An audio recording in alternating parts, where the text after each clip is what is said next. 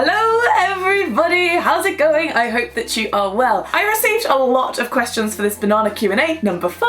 Thank you so much, and I will get right on into them. First few questions are from Instagram. Tara Victoria asks, I was wondering if you could give a few tips/advice on staying safe while abroad. Same way you stay safe at home really. Don't go wandering dark alleyways at night. Always let someone know where you are. Don't show off all your valuables for all to see, and also get a local SIM so you can use 3G and check where you are on Google Maps. That always helps, it really does. Dara_0 asks, as a first-time solo traveller, would you recommend booking all your hostel accommodation before I go or not? Definitely your first accommodation. What accent was that? Oh my god.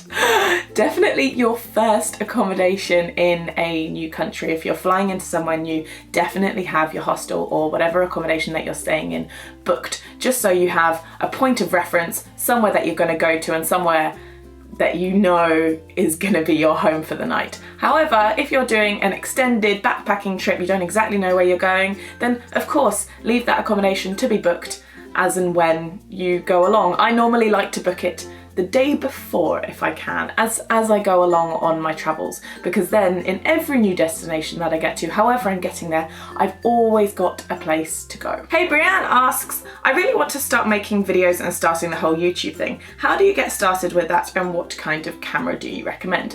I literally started making YouTube videos with my iPhone. I would set it up exactly where it is right now in my bedroom, and some of those videos now have hundreds of thousands of views. So I really don't think the quality of your camera is a big deal at all, especially when you're first starting out. I also, for my travel vlogs when I first started, had a GoPro, and that was incredible because, you know, you can vlog to it, you can bring it underwater, it's so versatile, and they can be a bit pricey these days, but they're so versatile, I think they're really worth it. If you are looking to invest in a vlogging camera, I strongly recommend the Canon G7X, which I still use today, and I used it all of last year because it has the flip out camera. I think you can get it for about £300 to £350, so it is pricey, but it is an incredible camera. Auto stabilization, autofocus, very compact, fits in your bag, very good. Ashley Claire asks, what would you say to people who want to choose travel over a career? I'm guessing you mean like traveling at first over starting a career, and I say absolutely, go for it, mostly because everyone who I've spoken to, like older people, my grandparents, other older people, say travel now while you can. It's one of their biggest regrets that they didn't travel, and I listen to these people, you know. I'm starting to incorporate travel into my career now, which is absolutely awesome, but even if I did have another career in mind, I would definitely try to do as much traveling as I can right now, particularly the places that I know I'm going to want to go to party. I know I'm going to want to solo travel, do things I've never done before, because obviously I have no liabilities right now. I don't have any children, I don't have a husband, and so I'm wanting to do as much travel as I can right now that I know I'm only really going to want to do or can do when I'm solo. KaraDog96 asks, must do walks/spots/things to see on New Zealand's North Island in summer. Oh, Mount Maunganui, the Tongariro Alpine Crossing, get yourself up to Paihia in the Bay of Islands, and whitewater rafting in Rotorua. Ellie Hogarth asks, we paid for the sailing upgrade to the Whitsunday Islands and want to go scuba diving, but do you need a paddy to do so? And where was your favourite place to dive along the cold coast? You do not need a paddy to go scuba diving, but they're called introductory dives, and you always have an instructor with you. They always go through all the safety regulations and everything you need to do beforehand. If you are wanting to do more than a couple of dives, I definitely recommend getting your paddy. It means that you can go scuba diving anywhere in the world. You don't need an instructor with you. Sometimes you need a dive master to be able to show you where to go, but it means that you can go, you and someone else who is qualified, who is called your buddy, you can go with them, and it makes diving a lot cheaper because you don't always need an instructor with you. So to answer your question, no, you do not need a paddy to go scuba diving, but I would recommend it if you're planning on diving more than a couple of times. And as for the Gold Coast, I've never dived there. You tell me, I don't know. Alrighty, jumping over into some YouTube comments. There's quite a lot. Danica asks, do you think you'll ever settle down for good? Yes, I will. I'm not too sure where yet. Like, obviously, England has always been my home, so I would love to settle down here. However, I love Australia. If I find an Australian man, maybe I'll go over there. don't know if I'll do New Zealand. New Zealand is very, very, very far out. But I need to find a man first, and wherever he's from and wherever he can travel to, that all needs to be taken into consideration, obviously. But I do want babies before I'm 30. I'm thinking maybe that is a bit ambitious. I've got 6 years. Maybe it won't happen. Maybe it will. I don't know. I'm broody. I feel like I will be a mum and part of a family that will travel a lot with their children, but I definitely would like there to be a base and somewhere to settle down and, you know, own a house and all of that. That very much appeals to me. Chica Giuliandini asked, what were the things that convinced you to go traveling the very first time? My sister's travels. She went on a gap year before she went to university, and she's 4 years older than me, so obviously 14-year-old me was looking at her like, oh my god, I want to do that.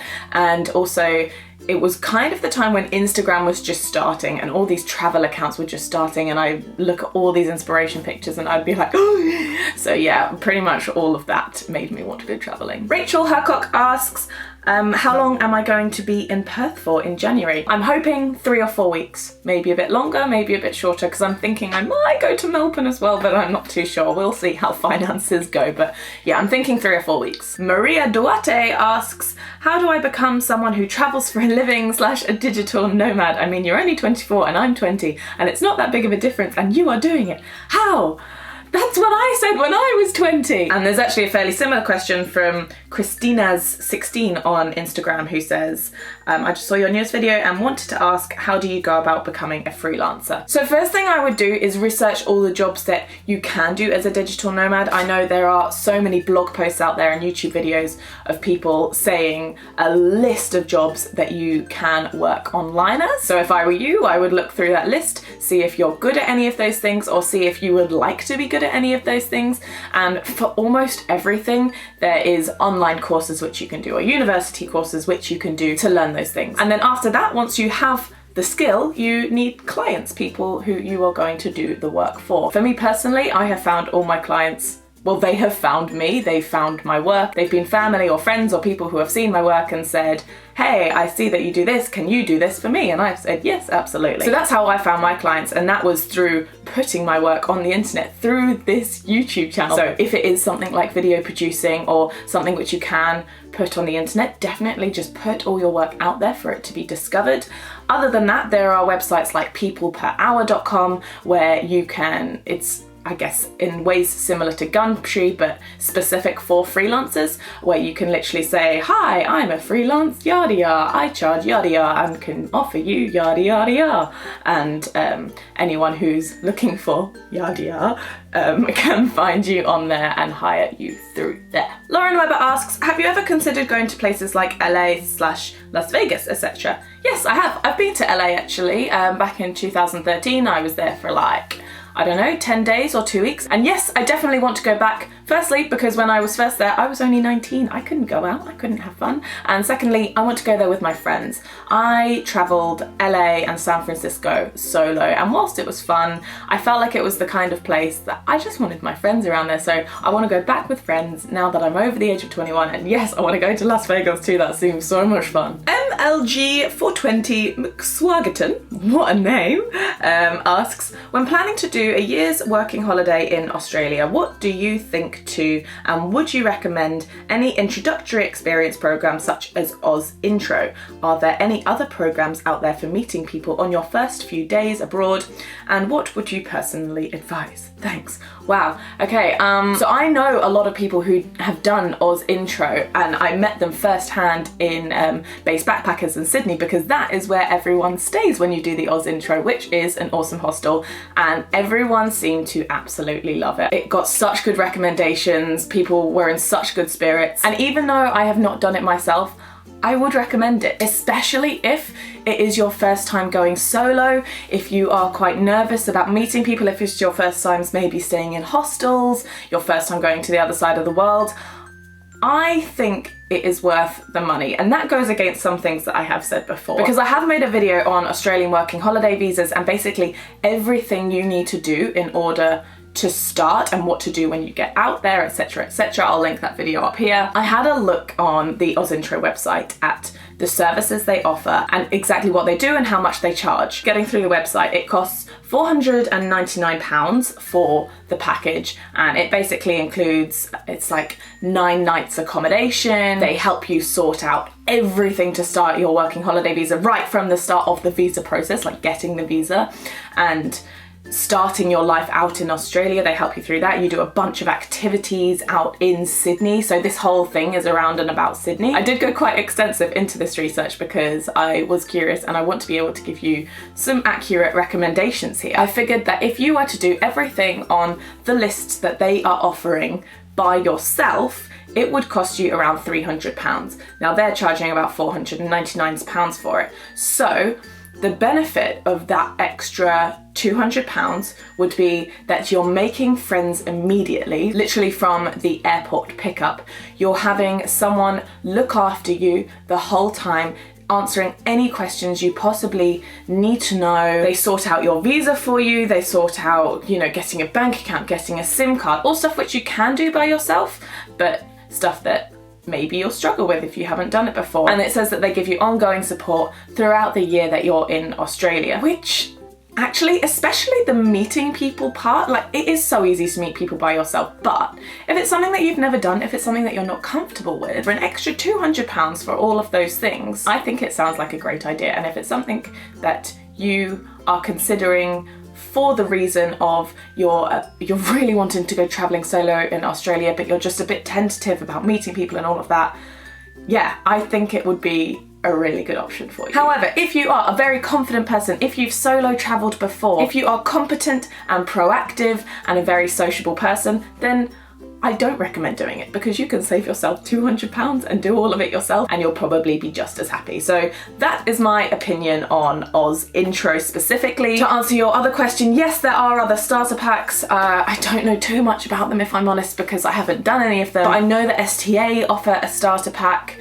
Oh God, I don't know how much it is, but I mean, coming from me, I'm not going to recommend it because I've done all of this stuff myself and I know you can do it yourself and save money that way. So that's all I'm going to say on the topic, but I hope that has helped. Becca Sharplin Hughes asks, how do you get to be confident while vlogging in public and how do you edit your videos? Also, I am planning a 3-week trip to Mexico. Do you have any recommendations? Vlogging in public is awkward. It's one of these things where, especially if you are by yourself, you just have to get over it. You just have to talk to the camera and people are going to watch you and you just have to not care. It is a lot easier if you are with friends because I feel like everything is easier when you have friends around you and you won't get looked at as much because you're not talking to yourself, you're technically talking to a camera, you're having fun with your friends or getting your friend to film you. Though make sure you have a friend that is comfortable with you filming yourself. Maybe say to them beforehand, do you mind if I do this? Because I have been with people before where I've started vlogging, like friends of mine, and they just get so awkward. They're like, and they really can't deal with it. Yeah, so find yourself some friends that are okay with the fact that you're going to be talking to a camera. And recommendations for Mexico: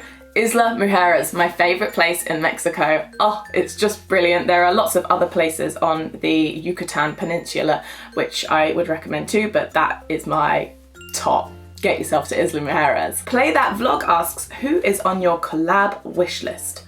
Well, I feel like I'm about to say a bunch of really random names because I watch really random YouTubers. The first one that pops to my head is Monica Church. I think I mentioned her in my last Q&A actually, of a YouTuber who I follow.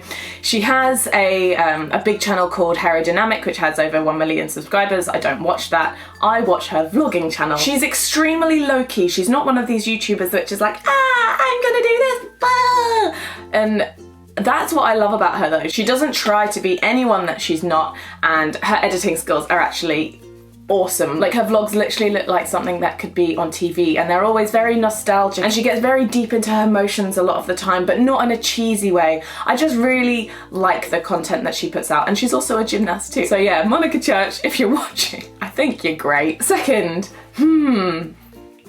Shawn Johnson, do you guys know who that is? That is a US Olympic gymnast from 2008. She came second to Nastia Liukin. She also won Dancing with the Stars, I think, and like Dancing with the Stars All Stars. But she has a YouTube channel with her husband. And I think mainly just because I think I watched her whole like gymnastics journey and she was always my favorite famous gymnast. I really like her, and the fact that she makes YouTube videos now Yes, I would like to meet you, Sean Johnson. And the final one, Logan Paul. Just because if you feature me in a video, I'd get 100,000 subscribers like that. No other reason really. Oh, I mean, he is a gymnast of sorts as well. Oh, imagine if we could all make a gymnastics video together. That would be lovely. Okay, hopping back over to Instagram, Benjamin Bruins asks, I would really like to know what laptop setup you use for video editing on the road. You actually look really tall in your videos. I thought you were 5'11". Oh my goodness, 5'11", okay. I have a new backpacking day bag which looks like this. It is actually a camera bag, so I can fit my big nice camera which I'm filming on in here, and I stick my laptop in. I have a bunch of chocolate in here, sorry about that. I stick my laptop in the laptop sleeve, which is at the back, which is all padded, and then I have a little pocket here which I put my hard drive in, and then I carry around my laptop charger as well. But I'm going to be doing a video very soon on what's in my backpacking day bag, and I'm going to talk all about this bag because I actually think that it's amazing. Is that what you mean by laptop setup? It probably isn't. I have a MacBook Pro, I use Final Cut Pro, I edit directly off my hard drive, and I will edit anywhere I can really, in any cafe, anywhere where I can plug in my laptop. Is that what you mean by my laptop setup? I'm not too sure, but I hope I've answered your question. Sarah Bennett asks, I'm going to Australia next month and wondering what you found to be the cheapest way to travel within Australia. So Australia is absolutely huge. If you are going to be going a long distance, I would definitely consider flying. Have a look on Skyscanner or Momondo. You can get a really super cheap flight with Jetstar, or there are other cheap airlines out there as well. If you are going shorter distances, just from one next city to the other, have a look on the Greyhound website and book yourself in advance onto one of those buses, because that is the most common way for backpackers to get around Australia. La Manushka asks, how long do you typically take to edit your videos and how do you optimize that time? So it really depends on the video that I'm editing. This video will probably take me 2 to 3 hours, and any video where I'm just sitting down talking to the camera, there's one piece of footage to edit, that takes me a couple of hours. They're the quickest and easiest. If it's a daily vlog, that will probably take me between 6 and 7 hours, so quite significantly longer, but you know, I tend to have loads of footage for that, and it's piecing it in the right order, it's culling all of the shit that I managed to take throughout the day. And the longest videos to edit are the ones which I normally take over weeks and months of time, like of my travels, normally like my travel compilations, or if I'm making like a really fast-paced video going through the entirety of my travels. For example, my Aruba video, which is coming out next week, that has been taking me a long time to edit because I'm cutting down a whole week of travel into like a 4-minute video. And how do I optimize my time? In the past, I have been very bad at optimizing my editing time, if I'm honest. I procrastinate a lot, I waste a lot of time. But recently, what I have found useful is setting myself deadlines, saying at the beginning of the day, right, today you are going to complete this. And you know, you're not going to do anything else until you've completed it. And that has really helped me stop procrastinating and get focused on what I need to do, because I'm like, shit, I have a deadline for it. Isaac asks, I'm about to fully fund myself while going to university, having to pay for housing and living costs. Actual university fees will be put onto a student debt. How do I save to still be able to go travel overseas? Get yourself a job and a student loan. I have friends whereby their student loan pays for their housing and living costs and the uni fees and everything like that, and then they have a job on top of that, which is their disposable income. So a lot of them will save for their travels using that. Unfortunately, I did not go to university. I do not have first-hand experience on doing any of this, but good luck. I know you can do it. It is harder to travel whilst you're at university. You do have to do a lot of work to save up, but I think the common thing to do whilst you're at university is to not really go traveling throughout the year, and then when you go on summer holiday, you can take a big trip then. Coiny13 says, idea for video or Q&A question, travelling tips for the terrified. For example, those who have only ever been on do-nothing holidays with parents, never backpacked, never travelled solo, and have no idea how to go about it. So I have made a video on top 10 traveling solo tips. I've also done a beginner's guide to hostels with Molly, which I'll also link below. And I am planning on doing an ultimate beginner's guide to backpacking altogether. So thank you for reminding me about that. But I will try and link as many videos as I can down below that I've already done that may help you out so far. But solo travel is always going to be daunting for the first time that you go, no matter how confident you are as a person. It's always going to be putting you outside of your comfort zone in one way or another. So don't be put off by the fact that it's something that is terrifying you right now. Everyone feels the same way, so I'm hoping that information that I can give you will encourage you to take that first step to challenge yourself and head out solo. Mandy Wilson asks, she's going to Queenstown next month. What is your #1 thing you must do while there and favourite bar and restaurant? Funny you should say that because I'm filming a bunch of Queenstown videos this afternoon, but #1 thing you must do, bungee jump. You have to do it if you can in Queenstown. It's where it all originated. Just yes. And favourite bar and restaurant? I really like the World Bar. It's opposite Nomad's, and especially when it's busy, it's a really good fun time, and they do some really good food there too. Fun Vlogger asks, do you have to do tax returns? Yes, I will do at the end of the year. I'm probably going to need to get myself an accountant like every single other YouTube seems to have done, so yes, we do need to do that. Tom Lister asks, have you ever tried Workaway? If so, would you recommend it? No, I haven't tried that, sorry. Do you have any tips on keeping an expensive camera/lenses safe when backpacking in areas with higher than average chances of being mugged or having expensive stuff stolen? Have a bag which isn't obviously a camera bag, and make sure you can have it in there, zipped up, away, where no one's suspecting that you would have an expensive piece of equipment in there. How did you manage bank account/finances when you were backpacking? Did you use cash points with special credit cards or just a standard debit card? I just use a standard debit card so far, which is not good of me. I should really be using a travel cash card. I struggle to find good recommendations of travel cash cards. A lot of friends who I've been on the road with who have them have not had good experiences, which is why I'm so skeptical. However, I have heard very good things since I got back of the Monzo card, so I may be giving that one a go. And are there any places in Central America that don't accept US dollars? I don't think so. Pretty much everywhere accepts US dollars.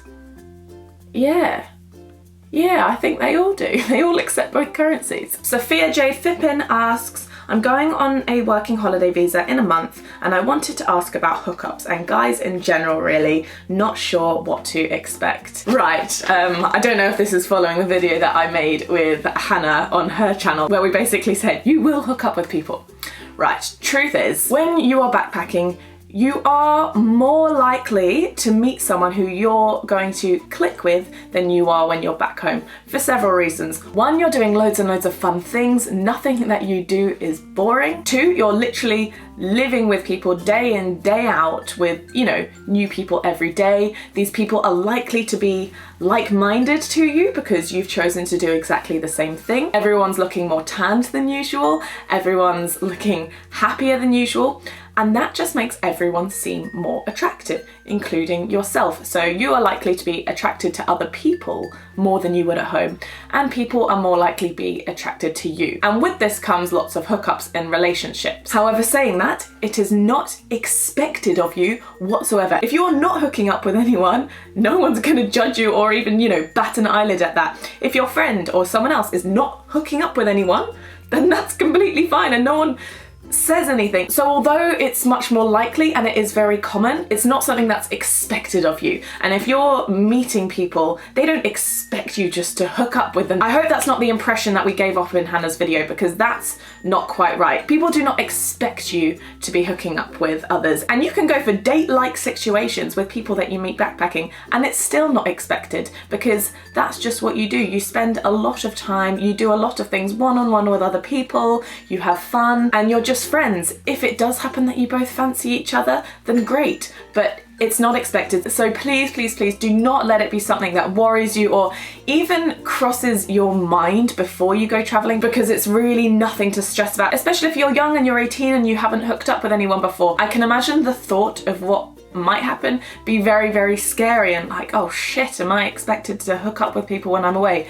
Absolutely not. Do not let anything like that worry you, concern you, and if someone does start flirting with you, you could do whatever you want. You could pat them away, you could flirt back. But yeah, just to summarise that massive waffle that I've just said, hookups are common, but they are not expected, do not worry. Hope Broom Saunders asks, is there a place that you visited in another country which you just feel like you belong? Somewhere which you'd really love to live in the future? For me, this place is Rome. I did love Rome too. And yes, it has happened to me. It happened to me in Queenstown, and then I went back 3 years later and lived there for a whole year. It happened to me in Sydney, and again, I went back and I lived in Sydney for like 3 months. And if I were thinking of anywhere else, so at the moment I'm really focused on wanting to live on an island of some description. So I'm in love with Utila and Honduras. I would love to go live out there for a bit, or some sort of scuba diving island, and also Bali. So I went on holiday there a couple of years ago for 10 days, and I said in my previous video, I want to live there. I want to live there for a few months because I just felt so good there, and I could really imagine myself being there for an extended period of time. Natasha Harvey asks, did you not feel the pressure to go to university? How did you overcome it to do what you really wanted? And that's very similar to Kieran W's question, who has said, when you were at school, what occupation did you have in mind for yourself, and how has that changed to now? So I didn't particularly feel the pressure to go to university when I was younger. My mum definitely encouraged me to be open to the idea of it, and we went round and we looked at universities. I looked into doing a few courses. However, there was literally nothing that jumped out at me. At the time, I wanted to be a TV presenter, like as a long-term career. It wasn't something that I was specifically working on. I wasn't going to auditions and all of this. It was just something that in the future I was like, oh, I'd really like to do that. But going to university and looking at all the courses, there was really nothing that stood out to me. And there are hundreds of courses, but I was like, no, it's just not right. And I knew I wanted to travel, and I didn't want to be one of those people that just went to university for the sake of it and just did something which they didn't care too much about. I didn't want to be one of those people because university is expensive. And so when I went traveling, I obviously realized I had a love for that, and there were lots of job ideas that came into my head that I could do relating to that, but didn't pursue anything in particular. Kind of just coasted, went by, saved up more money, went traveling again, got more job ideas, and the more I made YouTube videos, the more I started realizing what I wanted to do, of course. I do still want to go into TV presenting though, and I am still interested in it, but again, it's not something that I'm actively pursuing. I'm just enjoying where I'm at the moment, and if I can fall into TV presenting at some point in the future, then that would be amazing, but I guess we'll just see how it goes. Oh, and kind of related to that, Bill McCaleb's question, I think you have great skills and instincts now with your videos. Thank you, Bill, but do you think you will ever take courses on filmmaking? Possibly. You know, never say never. I don't feel the need to do it right now because obviously I have clients right now, I have work, I'm busy. I don't need to do any courses right now to keep my career going. But you know, maybe in the future I'll feel like I want to further my skills and become more niche in something perhaps, and yeah, we'll definitely consider doing a course. And the final question. I'm sorry this video has been so long. I've been filming for a long time. I hope I can cut this down at least a little bit. Final question is from Jack Bauer, who says, I'm 18 and thinking about going to Australia on a working holiday visa. Did you meet many 18-year-olds backpacking Australia when you went? Yes, I met many 18-year-olds and many people of all ages as well. You can be up to the age of I think 30 or 31 to do an Australian working holiday visa, and definitely people of all of these ages, 18 to 30, make the most of this and you will meet people of all ages, but 18-year-olds, yes, definitely, you won't be alone. Okay, I think I answered all of your questions. I really hope you enjoyed this video.